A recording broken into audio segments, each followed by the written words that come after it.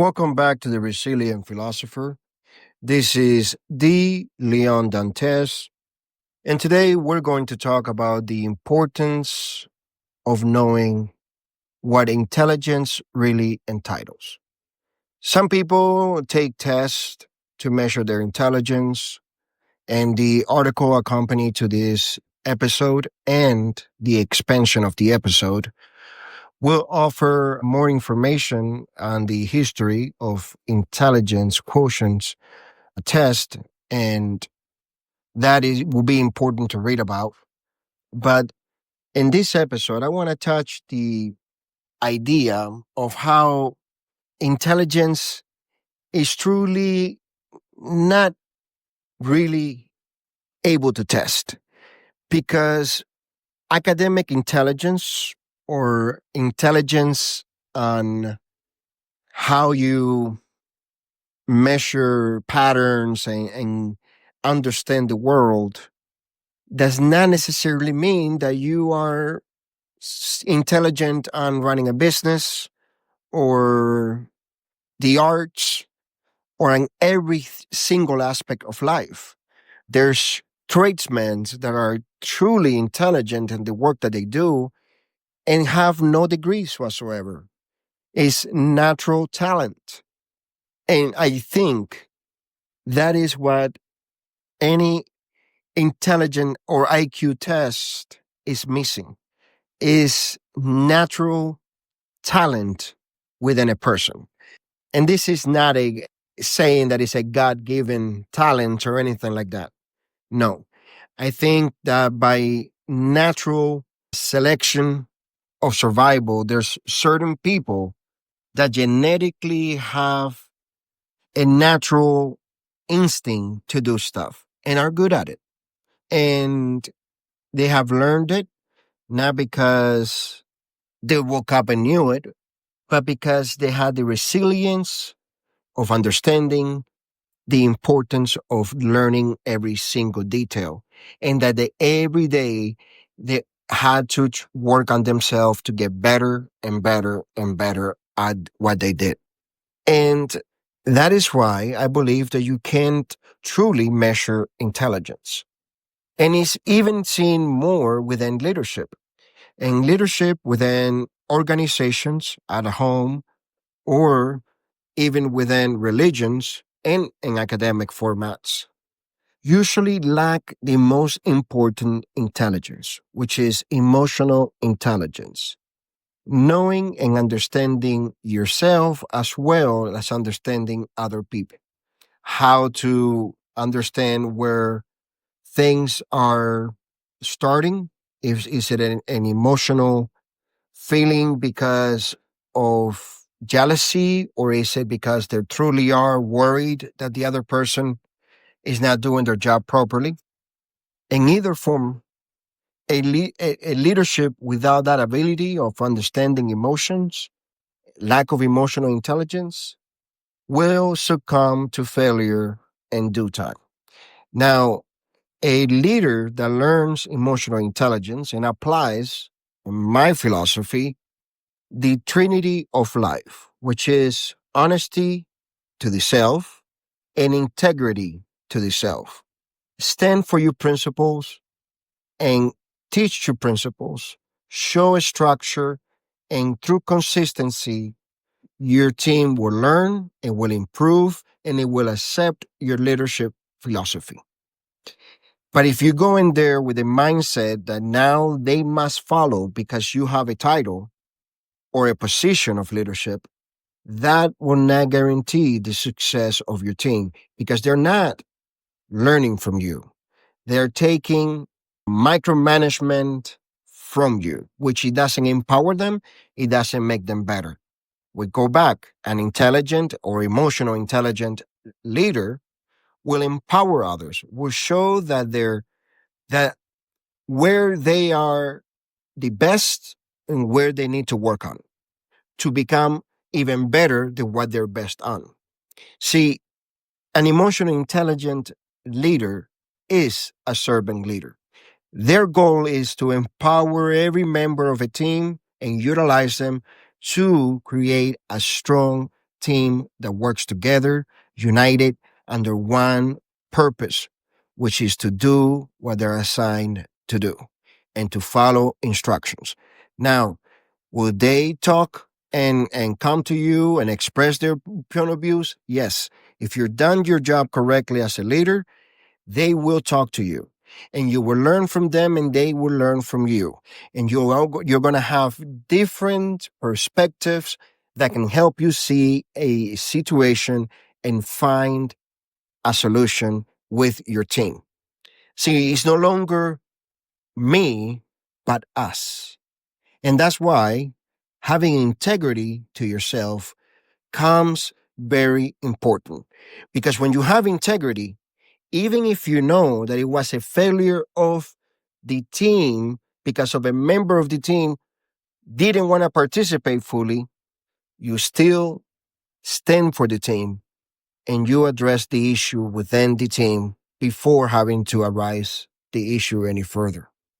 So to measure a leader based only on IQ would be the biggest mistake a company can make.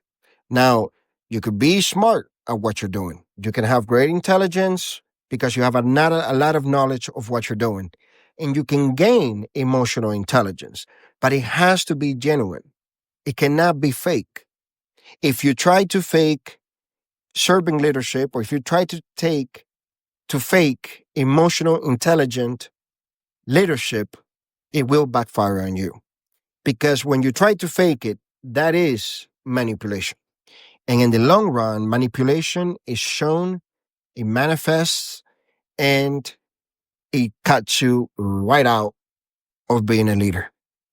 When a team loses trust on their leader, it's usually because their leader started trying to manipulate every situation to their advantage and started thinking about themselves and not the team. So, therefore, the third, the spiritual, the self, is so important. When you think of yourself as part of the team and the team being you, you no longer view an issue as is my problem, but is the team's problem. And now is multiple eyes, multiple minds trying to work together to achieve a solution to a problem or to get the work assigned done promptly and correctly. That is why emotional intelligence becomes so important in leadership and is the footsteps of a servant leader. When time comes for growth, maybe one of your teammates might leave.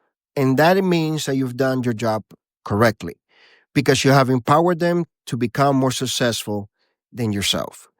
And to me, that is the greatest reward any leader will receive in their time in leadership. And it's not, I shouldn't say time because leadership starts at home. Therefore, anyone that takes initiative to be a leader will be a leader in the whole entire life. So you really never retire from leadership. You just retire from a position or title within leadership ranks.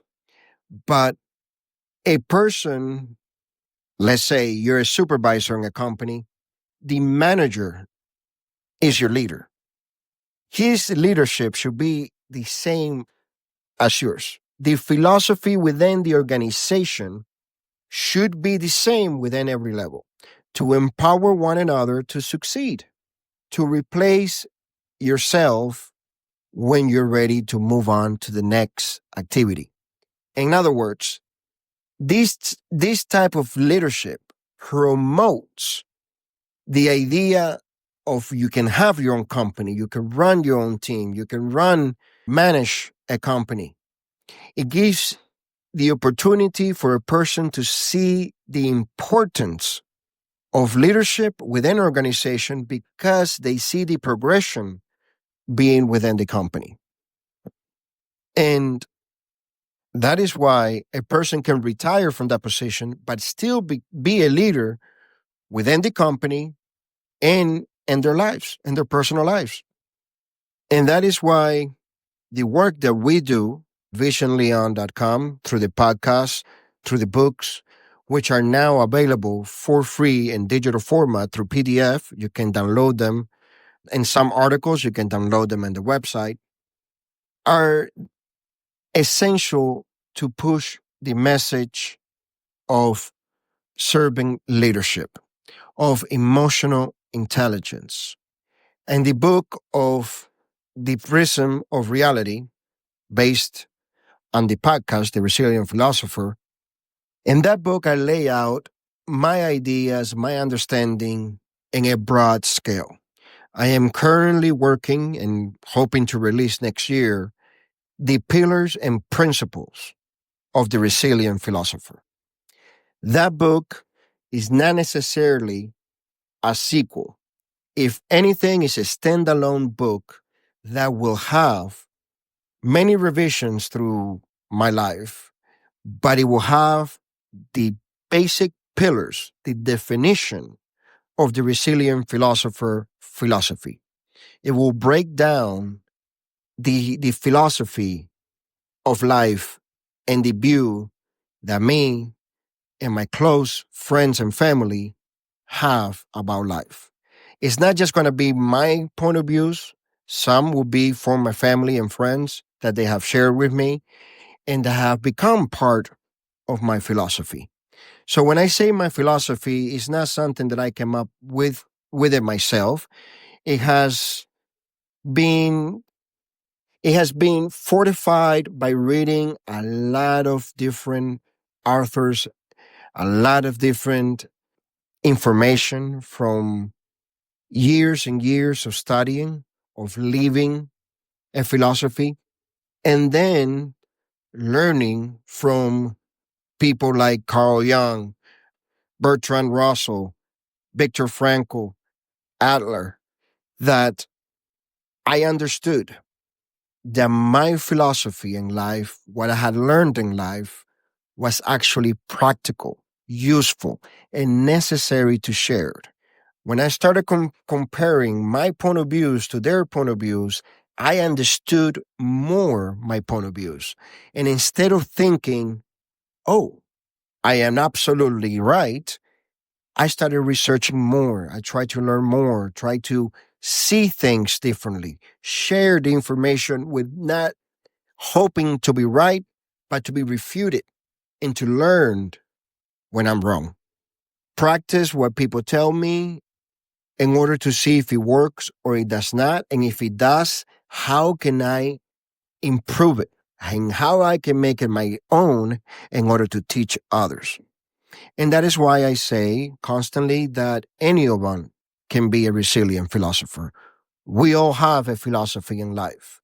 And the only thing we have to make sure is that it's built on the resilience that we have had in our lives. To focus on the positive side of any negative situation because it's useful to learn from. And then on the good situations, nothing that is the best that happened, but think how it can be improved. And when you worked in those things, that's when you really have a resilient philosophy. I would like to also remind that we have a GoFundMe account where you can help by donating whatever you can for the cost of operations. The work that we do as a family will continue to be done.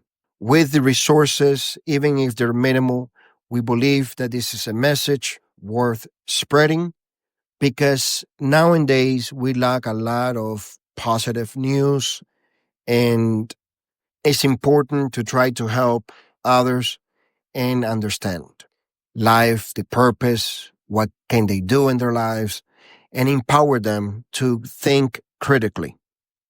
As I get closer to getting my degree and moving on to my graduate, the work would always be centered in leadership psychology. The work would always be centered in trying to help corporations understand that by teaching leadership by investing in their employees is the best future for the company.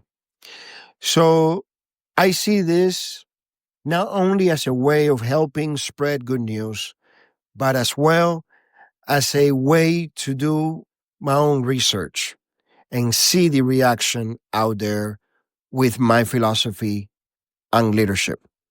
And that is why your comments is are essential to the work that we make.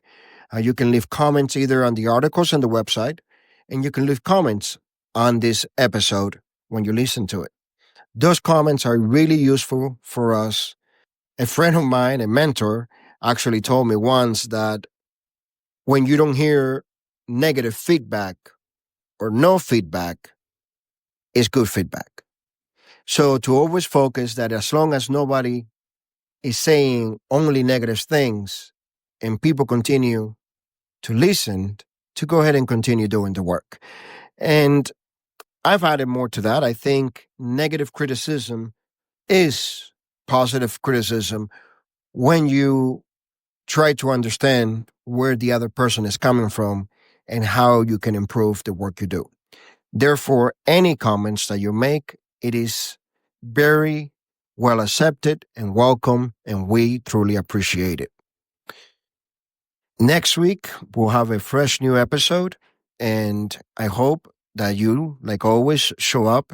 And if you truly enjoyed this week's episode, please share it. Share it with other people and visit our website because an article will be released expanding more details on this article or on this episode.